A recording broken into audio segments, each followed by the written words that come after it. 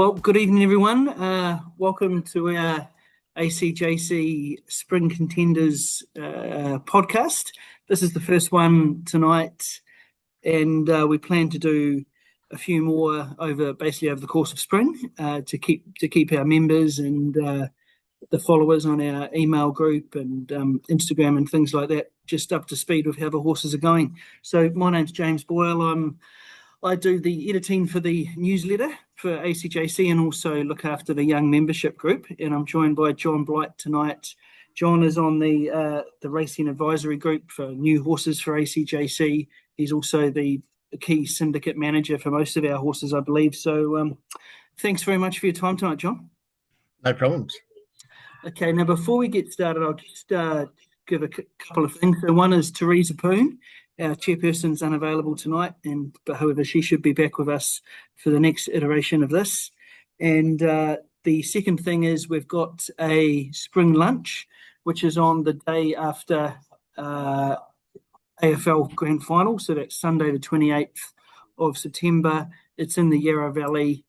And so anybody who's interested to come along, and you'll hear a bit more about our horses. We're going to do some interviews with some trainers, and it'll be a great networking event. So anybody who's interested to come, please have a look on our website and sign up. So I guess the first thing, so we had the Chelmsford Stakes, the Concord Stakes at the weekend, John. It feels like spring racing's in the air. If you think of looking back over the races you watched, what was the most impressive performance across any horse over the weekend for you, John? Oh, look, I think I'd probably suggest at Moonee Valley there were two outstanding performances. Angel Capital absolutely demolished his rivals in the Chautauqua Stakes. There's obviously some Group 1 targets in mind for this colt, and I'd say he's up to that class very easily. His performance was quite stunning, and he really put to pay a very good class listed race field very easily in a very, very fast time. And the other horse was Barrakill. He came from midfield in a very big field in the Group 1 Moir Stakes. He was able to get the gap at the right time and maintain his unbeaten record at Moonee Valley. And quite frankly, I'd be following him anytime he sets foot at Moonee Valley again. He's 4 from 4. And remarkably, this horse at 7, winning his first Group 1 race, he didn't race till 5. He had injury after injury after injury.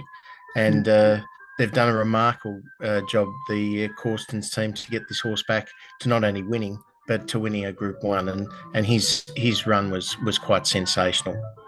Yeah, it's a really testament to that, having patience, isn't it, with horses, the Barrakill story. I saw some great footage of Ben Allen after the race with, great pictures with a lot of young people who are on course at Moonee Valley, I could see. So it looked like a great day, John, for the club. Well, look, the great thing about the Barrakill story as well is there's a lot of people in the ownership and a lot of young people.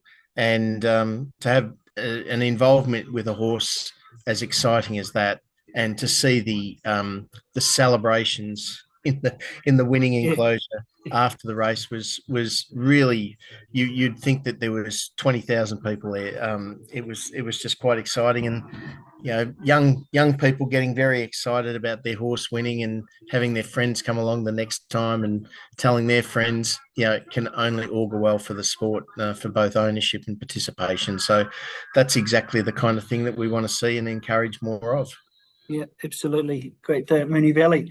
Okay, so if we just shift our focus here to the ACJC runners, and I guess the shining light on the weekend was Vauban, who resumed there for third in the Chelmsford Stakes over 1,600 metres. The thing I noticed about the run, John, was the caller was obviously expecting Charewolf to charge into the contention and was giving Charewolf a big plug, but actually Vauban really fought that great horse off to hold third. So it seemed a really promising start to Vauban's campaign. John, how did you see it? Oh, look, to say the least, I was over the moon. I got onto Adrian Bott pretty quickly after the race, and he just said, yeah, he's on track for a really really good spring. His trials have been excellent leading into the race. It was a bit of an unknown. He'd never resumed over anything shorter than 2,000, which was in his last campaign, and before that, really 2,400. So 1,600, totally foreign distance for him, and it wouldn't be unexpected to think as a stayer that he'd sort of be in the backpack at the finish of the race. But he's just got a lot of more speed now into his legs, and he was able to battle it out with genuine weight for age, horses. Lindemann, Sir Delius, who ran a very excellent race, and Chilwolf was behind him. So that augurs incredibly well as he gets up in distance. He'll probably go to 2,000 metres next. There's options in Sydney and Melbourne in 2 weeks' time. And then after that, to the Caulfield Cup, possibly the Cox Plate, and then obviously his main goal, which is the Melbourne Cup. So I think he's a different horse this year. I know he's had two tries at the Melbourne Cup and has been quite unsuccessful as favourite both times. But I think you need to disregard those attempts and just consider the horse that's been racing now in Australia under the training of Gay and Adrian for the last 12 months, and he's a different horse. So I think a very promising spring is underway. No, absolutely, John. And I see he's paying $11 in the sort of the early markets for the Cup. So it's clear that the big punters and the wagering operators share your opinion that that he's a strong contender. The Gay and Adrian, they're going to have a big hand in the Cups. Sir Delius, who was a very expensive purchase at the Tattersall sale last year, he's going to be incredibly hard to beat in those races as well. And the other one high in the market is Al Riffa, and that's got some ownership connections to the ACJC, as well as a few members of the ACJC that have bought into a syndicate that's racing Al Riffa. So certainly some connectivity to two of the top three favourites this year. Okay. Now another horse that was tremendous for us last campaign, winning three of her four starts, was LL Kantz. So she started a few days ago at Wyong, John, sixth in a listed race over 2,100 metres. How do you sort of see her campaign from here? Well, look, Ella Kantz resumed in the Wyong Cup and slightly dawdled at the start, which she did a few times last preparation, but was able to be pushed forward and lead. This time that didn't eventuate, and she ended up back towards the end of the field in a very slowly run race. She's not a sit and sprint type of horse. She needs to be wound up and really get into full stride and really make it a staying test and outstay them. And that's what she did in the autumn. It didn't work out at Wyong, which is a very small, tight track, sort of like Moonee Valley. Didn't really suit her because she was doing her best work in the straight late and just missed actually fourth, even though she ran sixth. I think in 2 weeks' time at Newcastle in the Newcastle Cup on a much bigger track, over 2,300 metres, you'll see a marked improvement in the mare. She's obviously going really well. And then her main goal for the spring is the Group 1 Metropolitan Handicap at Randwick, over 2,400 metres on the 4th of October. And I think you'll find her peaking at that race. And I'd expect her to be a very strong winning chance in that race. Yeah, excellent. I agree, John. I'm looking forward to seeing the improvement through the campaign there. Now that brings us on to the third horse we wanted to talk about today, which is, of course, is Royal Patronage. This horse we last saw in April when he was second in the Group 1 Doncaster at Randwick. He then took the members and the owners on a great thrill up to run at Shartin in the Group 1 race there. He's now back, and I see he's trialled once back in August, and I think he's down to trial this week, John. Have you got an update with us on He Royal trials Patronage? tomorrow, and should trial very well.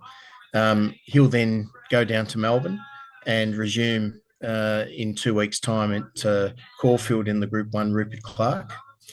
And given his outstanding first up record, you'd expect him to be well and truly in contention in that race.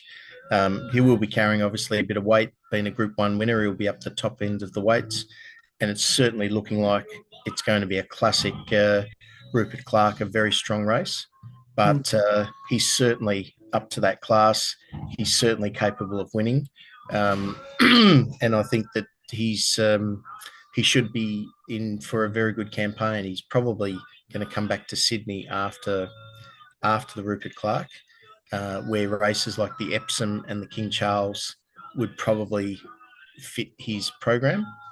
And then depending on how he's going after those runs, he could always come back to Melbourne for the Champions Mile at the end of the Flemington Carnival. So his races now are really pretty much Group 1 races, and he's already a Group 1 winner, and he's capable of winning further Group 1 races.